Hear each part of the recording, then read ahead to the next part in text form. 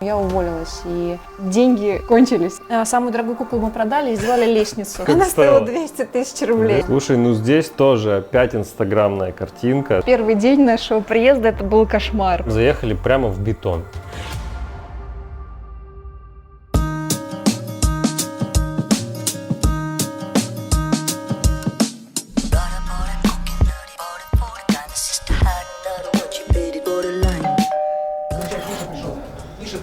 Привет! Здрасте! Привет. Это Привет, мы пришли в гости к семье большой Новосельским Макаровым. Ну что, показывайте свой дом. Этот дом просто давно уже, я вам показывал его еще на этапе стройки. И сейчас покажем, как ребята смогли реализовать наш дизайн-проект.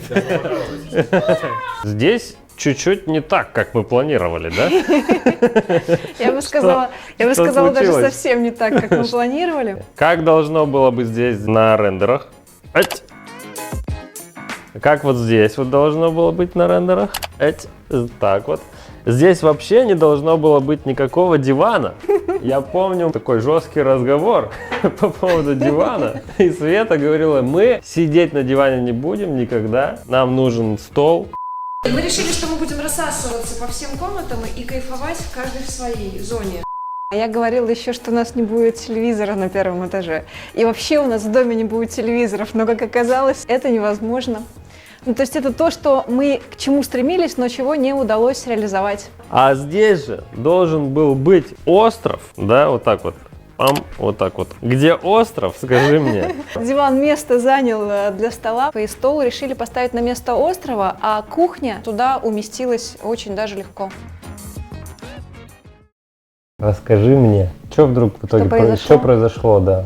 Что произошло, потому что вы же дизайн-проект заказали, уже начали делать, уже очень много здесь на самом деле сделали. Я долгое время руководила сетью агентств туристических, сетка достаточно большая была. Ты была топ-менеджером? Я была топ-менеджером. Рождение 4-го ребенка на самом деле кардинально поменяло всю нашу жизнь. То есть я решила, что все, с тревелом я заканчиваю. Эффективным менеджером я больше быть не могу с таким большим семейством, поэтому я уволилась. И деньги кончились. Мы как раз оказались в тот период времени, когда мы прям были на дне нашего, наверное, дохода. Если раньше мы зарабатывали с Иваном вдвоем, то сейчас зарабатывает практически он один. И когда мы принимали решение о том, что продолжаем, будем жить здесь, что здесь вообще вот в этом тауне было? Здесь не было электрики, здесь не было вентиляции, не было ни одного там, не знаю, работающего унитаза, ничего абсолютно не было. Обычный бетонный пол. Вы взяли всю семью. Мы рискнули. И вы приехали, вот сейчас будем жить. Это был вот этот вот, знаешь, первый день нашего приезда, это был кошмар, потому что мы приезжаем, то есть прям в бетон, и мы ставим свои вещи, понимаем, что мы будем вообще делать. Ну вот как вообще, как здесь можно жить? Хорошо, дальше пойдем. Пойдем. Дальше у нас коридор, который оказался тоже совсем не такой, как изначально мы планировали. То есть здесь же должен был быть шкаф. Вот здесь вот большой, на всю, шкаф, да, на всю стену, гигантский шкаф. А вот здесь, насколько я помню, должна была быть комната. Это комната бабушки. Покажи комнату бабушки. И что, как тут живется бабушке? Ну, бабушки здесь, как видишь, нет. Ни кровати, ни столика, ничего абсолютно нет. Вот, и здесь обосновался гардероб. Вот эта комната, которую мы полностью заняли для хранения вещей. Так, вот у нас сумки Луи Виттон висят, тут смотрю. Что еще есть? Как, да, как. Еще есть? Гуччи. Прада. Прада есть, ага. Но все бабки ушли, я понял, куда. А здесь, слушай, вот пол же у нас, это не паркет. Стяжка. Здесь была просто стяжка на первом и на втором этаже. Мы решили рискнуть и просто покрасить стяжку, несмотря на то, что ни один вообще строитель нам этого делать не рекомендовал. Все говорят, не-не-не-не. Мы ничего не боимся, решили попробовать. Просто обычная водоэмульсионная краска. Обычная водоэмульсионная краска розового цвета, что тоже вообще нестандартно для пола. А стены вот эти, это же такой бетончик. Покрытие здесь было изначально черновое, обычное, вот как проштукатурили. И мы решили тоже выйти из положения, купили обычную штукатурку и проштукатурили одним слоем. Пойдем вот туда, там же большая прям стена. Да. Прям на ней очень хорошо видно. Она реально получилась очень красивой. Причем вот сейчас я через камеру смотрю, она кажется немного пестроватой, но на самом деле она выглядит очень хорошо. Я вот здесь сделаю фотку. хорошо. Покажу, как реально выглядит, ну, в жизни. А так очень классная получилась штукатурка за... Ну, штукатурка сама, вот этот вот большой пакет стоит там не больше 1000 рублей. И стоимость работ в нашем случае это 100 рублей за квадратный метр. Да. 100 рублей за квадратный метр. А пол сколько получился? А пол получился, вот этот весь этаж, мы считаем примерно 60 квадратных метров. Сюда ушло ведро большой краски, по-моему, 8 килограмм. И оно стоит меньше 5000 рублей, а покрасили мы его сами. Ну, то есть вот этот пол нам обошелся меньше, чем в 5000 рублей. Ну, пол за 5000 рублей и стены за 100 рублей за квадрат. Вот это да. А кухня? Покажи мне кухню. Кухня же просто тоже. Ну, это... Сколько стоила кухня? Скажи сразу. Вот. Столешница обычная Икея, раковина, смеситель тоже Икея. В общем, вот тоже в районе 12, по-моему, тысяч рублей в общей сложности. Все 12 тысяч, вся вот кухня? Это, да. С ума сойти. Миша, у меня был один вариант. Есть же такие дешевые вообще решения в той же самой Икее, какие-то шкафы, вот эти вот навесные шкафчики. То есть можно было там, не знаю, в районе 20 тысяч рублей спокойненько поставить вот этих вот шкафов внизу, сделать столешницу, раковину. Но я поняла, что я вообще с этим жить не готова. Ну, то есть, либо должна быть офигенная кухня, либо она должна быть очень креативной. Вот в нашем случае получился второй вариант.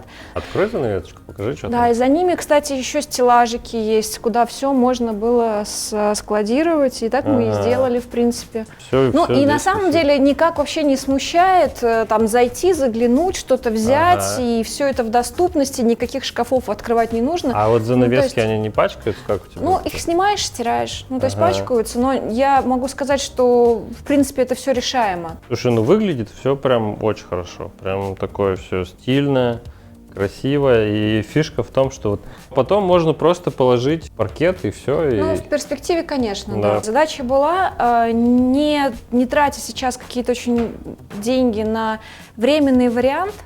Ну, такое, то есть можно было же выйти из положения, положить какой-нибудь дешевый ламинат, либо там ковролин, или там что-то еще. У нас вариантов было масса. Вот, но жить же в этом, и жить каждый день в этом, каждую минуту в этом. Поэтому я не хочу жить в каком-то, не знаю, ужасе, да, для себя. А вот это я приняла. Приняла хорошо, мне очень понравилось. У нас же благодаря вот нашему проекту «Теплые полы везде», на всех этажах, он очень такой теплый, классный. В общем. Да, вот. очень классно. Что, пойдем дальше? Наверх? Да. Тут вот даже есть подсветка, которая сама автоматически включается. Здесь у нас стоит зеркало, да? Да, это тоже то, чего не было у нас в проекте, но оказалось, что когда ты поднимаешься, упираешься в стену. И думала, что делать. В итоге вот такое решение, очень тоже необычное. Сколько стоит? Это зеркала, которые продаются в Икее, они очень тоненькие и крепятся на двухсторонний скотч. Конструкция чуть больше 10 тысяч рублей обошлась по себестоимости. И мне кажется, получилось прикольно. Офигенно получилось, да. Да, вот эта часть, она, ну, наверное, если говорить с точки зрения функциональности, как мы планировали, так и случилось. Первая комната, это Тут комната Евы, да. Ева и София. Да. Ева, кстати, тоже здесь. Привет, Ева. Привет.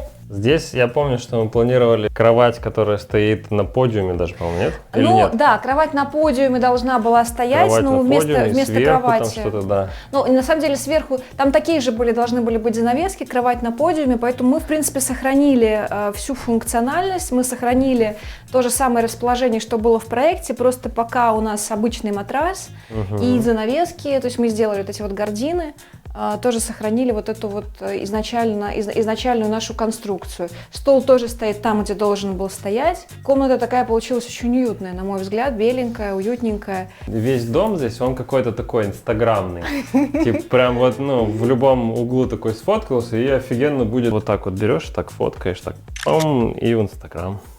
А еще в итоге, Миш, я сделала... Да, все-таки, да, готовы? Да, я сделала... А ну, вставай. Крылья. На вырост. Конечно.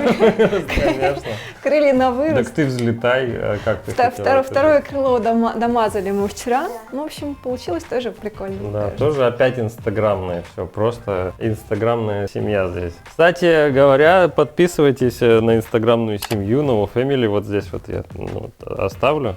А это комната Сонечки. Привет, Сонь.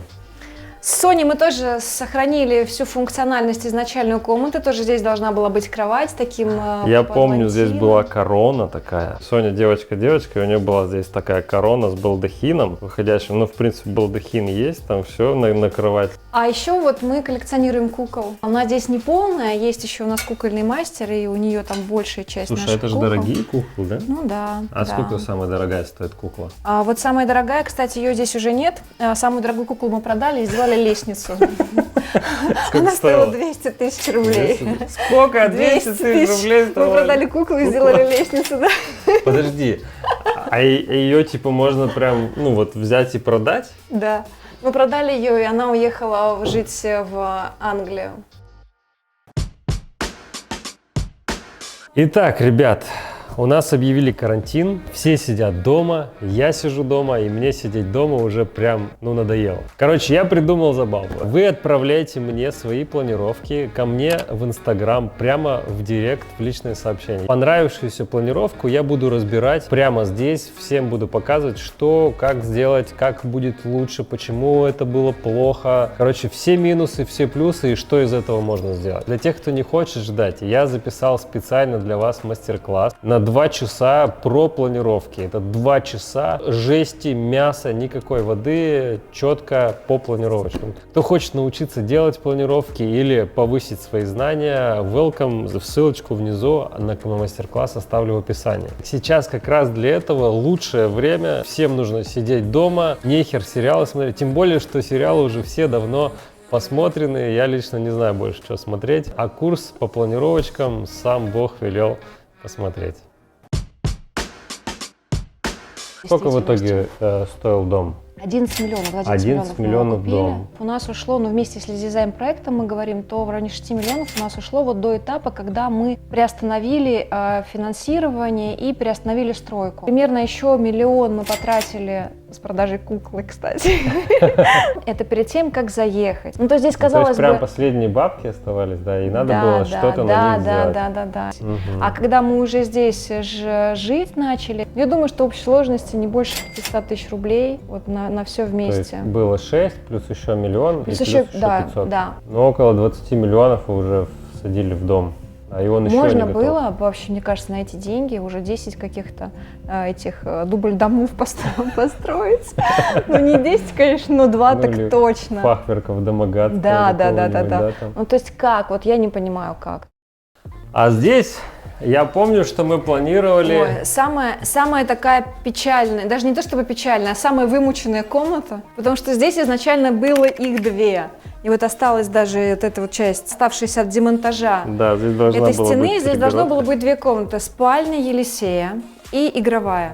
Но сейчас это... Но в итоге, да, мы поняли, что вот эти вот маленькие такие пространства, они очень угнетают, и мы демонтировали эту стену и сделали одно единое пространство, в котором в перспективе у нас будут маленькие дети жить, пока они живут с нами. А вот когда мы проектировали эти помещения, мы всей студией сидели и думали, нафига, ну реально, нафига им так много помещений и таких маленьких. Знаешь, на картинке и на вот этом все складывается нормально.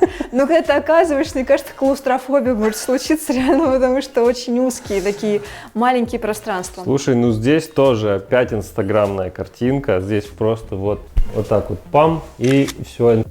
И все же это, ну, просто за супер недорого. Это Та прям... же самая история со 2-м этажом, пол, водоэмульсионная краска белого цвета. И, на мой взгляд, получилось достаточно эффектно, очень светло, свежо. Да, с точки зрения ухода, конечно, требует уход такой пол, то есть все видно. Абсолютно. Белый уже хуже, да, чем Ну, белый, серый? да, белый немножко похуже, но вот с другой стороны, просто на 1-м этаже все тусуются постоянно, а на этом этаже все-таки он такой вот камерный.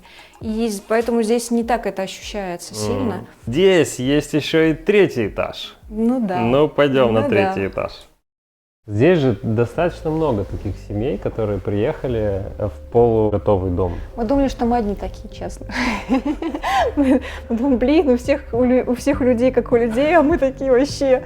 То есть мы реально сначала шугались, стеснялись, А потом поняли, что на самом деле это проблема большинства людей, которые покупают тауны, не осознавая и не понимая без опыта, не понимая, сколько требуется сюда вложений для того, чтобы хотя бы заехать сюда. Это просто все умалчивается, ну то есть люди потом все эти сюрпризы открывают по факту.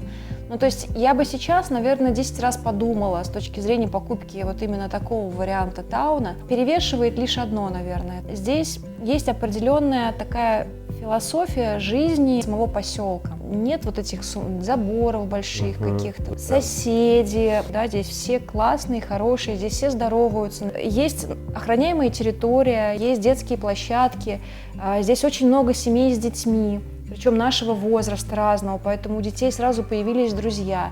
И нет никакого барьера с точки зрения, там, не знаю, выпустить детей на улицу и бесконтрольно. Вот мы здесь прожили все лето, дети уходят в 9 часов утра, приходят в 9 часов вечера.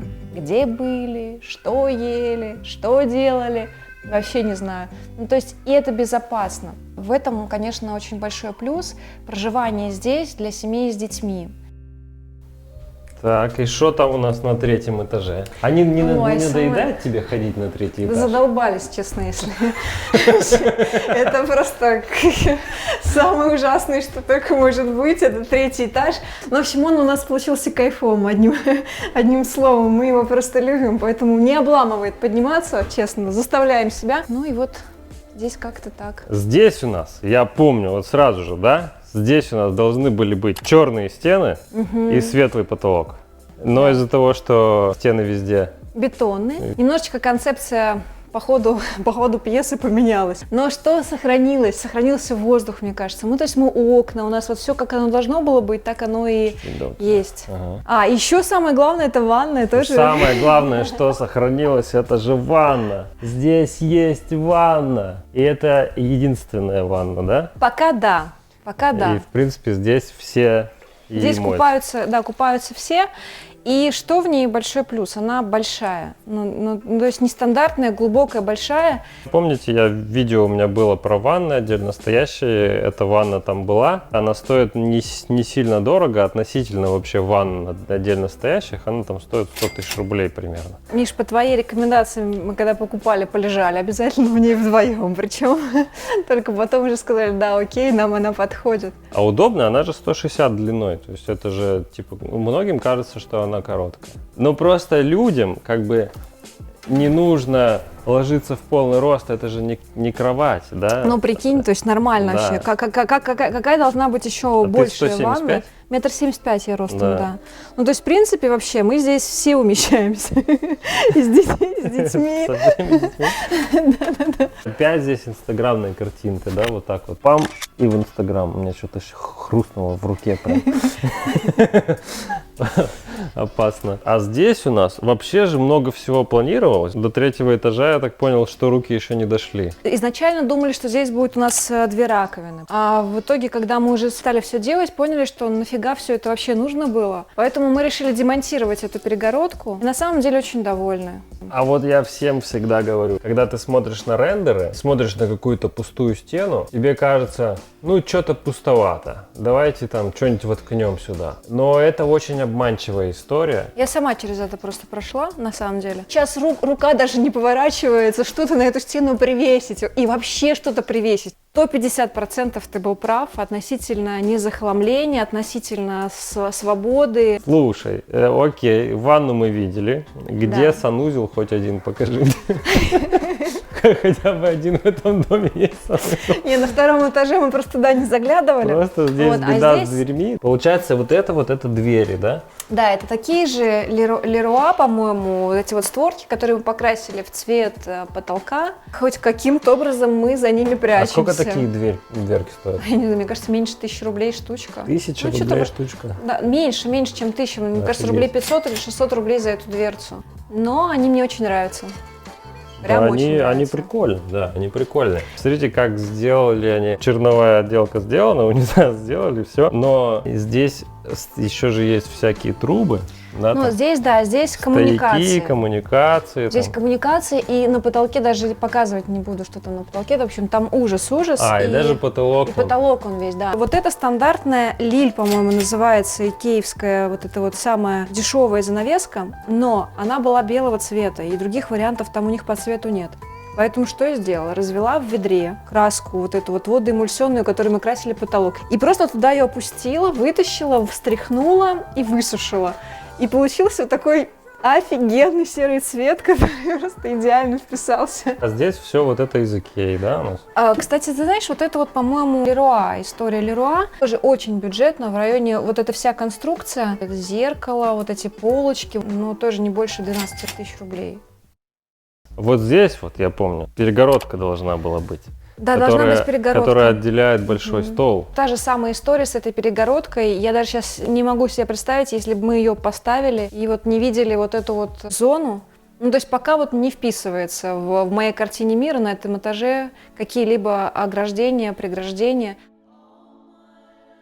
Вы помните, я как-то объявлял спальню на прокачку, и мы даже как-то начали с ребятами, с одними делать, начали там делать техническое задание, начали проектировать, но они как-то вдруг взяли и закрыли всю эту историю, не знаю что, в общем, они отказались, и все это затихло. И я вот сейчас смотрю, да, это же все спальня. И мы, в принципе, можем прокачать вот эту вот спальню, но только если вам это интересно. Если кому интересно, вы пишите в комментариях, что вы думаете по этому поводу.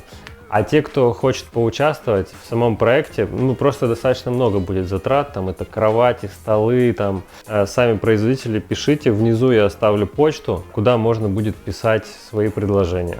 Все, всем, кому понравилось, ставьте лайк и